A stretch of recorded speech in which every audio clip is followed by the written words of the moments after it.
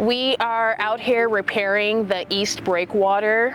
It's just over 1,600 feet of breakwater to repair, and we're using armor stone, underlayer, and bedding stone to conduct that repair. The bedding stone is usually placed first, and then the underlayer is placed next, and it's a little bit bigger, and then the armor stone are the really big stones that are placed at the top of the breakwater, and that's usually what you see. You typically don't see the underlayer and the bedding stone. That's more so the foundation. The rebuilding of the breakwater provides protection to not only the citizens who are doing recreational activities on the water, but it protects their property and their land as well from intense wave action caused by Lake Ontario.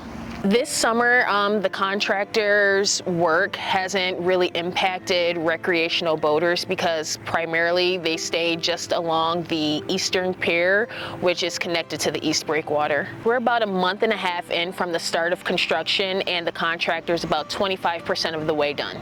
It equates to about 400 linear feet out of just over 1,600 linear feet for the entire project.